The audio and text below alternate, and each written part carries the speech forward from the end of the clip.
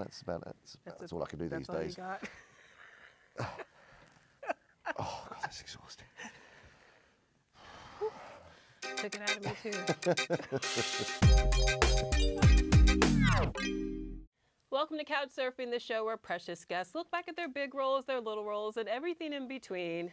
I'm here with Andy Serkis. Andy. Hello. Hello. Hello. Hello. Are you ready to couch surf? Oh, come on. Ready to see what's on? Oh, yes, please. All right. Oh, my goodness. Yes. Oh, look who's there. Christian Bale. Look how incredible. Look how young he looks. And who's that person on the right? Who's that person on the right? That was my first ever movie. Look at That you. really was my first ever movie. There's Brian Cox. It was such an amazing cast. I mean, talk about royal. This movie is filled with acting royalty. Dame Helen Mirren, Christian Bale, Tom Wilkinson, Gabriel Byrne, Kate Beckinsale, Brian Cox. I mean... What was I doing there? I mean, look. Oh, my goodness, we do all look very young. It's very strange. I've never seen this film. I've never actually seen the whole film. You haven't? No. Well, it's your And lucky that was my day. first one.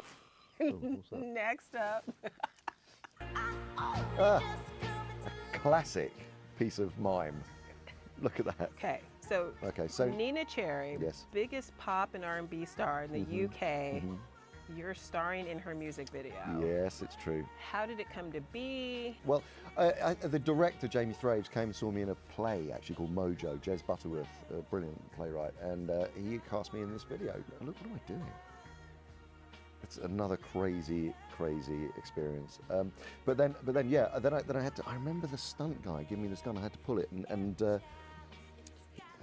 he wanted to test it to make sure it wasn't dangerous, and so I had to fire it. But every time I fired it, he kept on going, like it really hurt him. So it's just like, I don't have no faith in this. Look, this is where it is. I think I get into a fight or something here. No, I had to point my fingers and pretend it was a gun. There you go. That's the gun moment. I actually think I really shot that bloke and really hurt him. Yeah.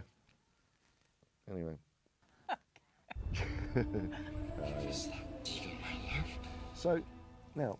So this is the very first scene of the last installment Exactly. of the beloved Lord of the Rings trilogy. It's true. And it opens with your character's origin story. Which is amazing. And in actual fact, when I went down to play Gollum originally, I wasn't actually cast to play the earlier part from before he transforms into Gollum and Smeagol. Really? No, it's true. And then actually what happened was, from doing all the work on set as Gollum, I said to Peter Jackson and Fran Walsh, I think I should play because I think they were going to go for a younger actor at the time. And then I said, no, so once they cast me in this role, then they redesigned the whole face of Gollum to look like me. And that was how it happened. That is And I actually, there's a couple of shots in this that I actually directed myself. This was a scene where on one of the days Peter Jackson was shooting on another unit. Fran Walsh, who was going to be directing it, wasn't well, and there are a few shots in here that I actually directed, and it was my first kind of experience of properly directing, actually, other than short films that I'd worked on. Okay, let's keep surfing. You ready? Yeah, surf. This required a different physicality. Yes, it did. Oh, my word. Well, look, I mean, Okay. Oh, wait for it. Here it comes. Here it comes. See, look, there's I don't even know how I can put myself on the stage with those people. Look. Look at that. Who do I think I am, quite frankly? But I really did enjoy doing that. And look at Mark and Jennifer. I love their relationship in that film. It's such an extraordinary love story, and I'm not so sure about my role in it. But weirdly enough, people kind of remember me from that role. This ended up weirdly being one of the biggest roles of your career. Hold on a minute. Well, no, because it's lived on for decades. Yes, it has. It has, and an entire new generation just discovered this film because of Ariana Grande. So you're familiar with the video. I'm very familiar with it. Yes. I'm just checking to see if I was referenced in it, but I wasn't. But never mind.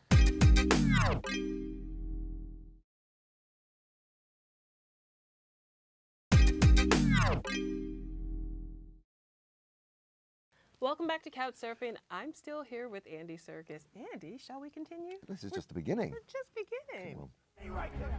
You are going nowhere. Oh. I mean, This was such a... Oh, I love these films. I was cast quite late in this, bizarrely, actually. I came to the production quite late, and this was the first day of filming. Really? The first day of filming, when I just got off the plane in Canada, I was jet lagged like you would not believe. And this was literally the first, I literally got off the plane, it was just like a couple of days later, could barely think straight, and this was the scene that was shot first. It's interesting to watch your career evolve as motion capture evolves as well. It's as if the two of you came together, grew together in tandem. Would you agree? Well, I think I have become the sort of de facto sort of spokesperson for it. Not necessarily because you've been called the king. Well, that's very kind of you, but I mean the thing is, I just so happened to have the opportunities, have the roles, and it was really the transition from Lord of the Rings into King Kong that made me realise just how powerful this technology was, and what you could do, and the opportunities it would offer an actor, and sort of philosophically as an actor, you can play anything with this technology, and so I suppose I've become the champion of that in the sense of wanting to, you know, creating a studio as well to again push the art form further.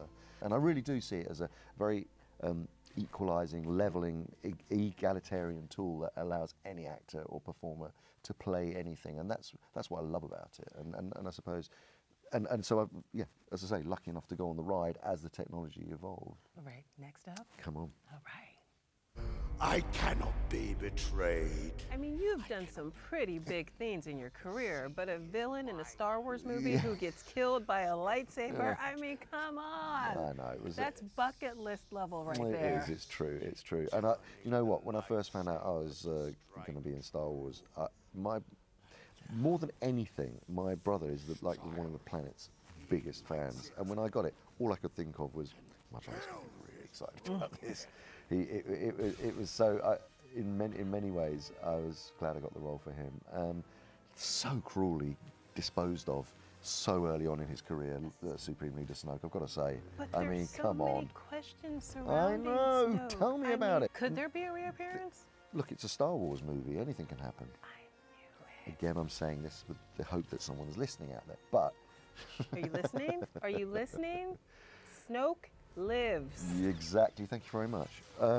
As I've said, I had quite a tricky year last year because I did lose 3 very close friends. Caesar, gone. Yes. Snoke, gone. Ulysses Claw, gone. Well, Someone had it in for me.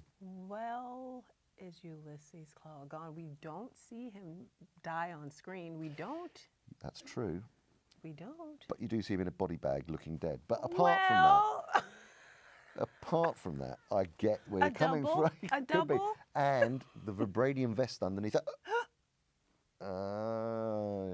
All right, next project. All right. So, Oh, talking on. So the man behind Gollum and Caesar and Snoke finally shows his face again. Thank you. And what a face it is. That's all you, baby. Oh my gosh, that stunt. That actually was a real stunt. That was not a CG double. I'll never forget that moment.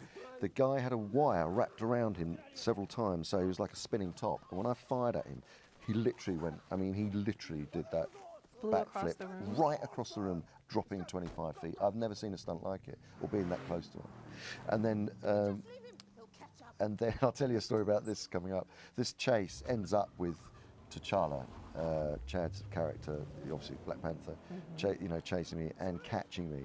And it was a night shoot, and the very, very first take, he kneed me so hard in the chest because he couldn't really see with his mask on. I felt like he'd broken my ribs in that very first take. And again, it was one of those times where I'd just flown back and was sort of just getting over jet lag. And I'd just flown into Atlanta. And I thought I'd broken my ribs. And then I thought, never mind, and we ended up doing it about 30 times again. I was like, okay, right, let's go again. And the car tips over and flies, the whole thing, the crash, all that falling out of the car. I was like, I'm going to die. I'm literally going to die here. Look, that boy is, I think, he's so worthy of being awarded for this performance. And I'm not just saying that because it's a film I directed, but he is brilliant. He's a star. He was 10 years old when we started shooting this, and His he name's had Rohan Chand. Chand.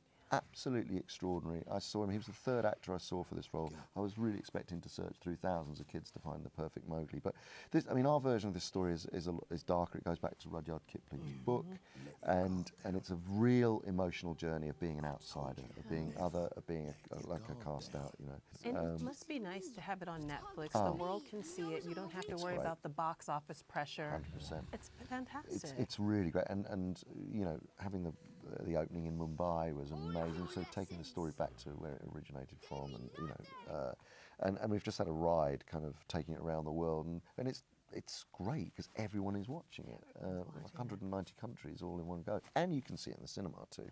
So it's worked out. It's been the best possible scenario for it. Thanks for surfing by. You've motion captured our hearts. Oh, I see what you did. Mowgli, Legend of the Jungle is streaming now on Netflix. See you next week on Couch Surfing.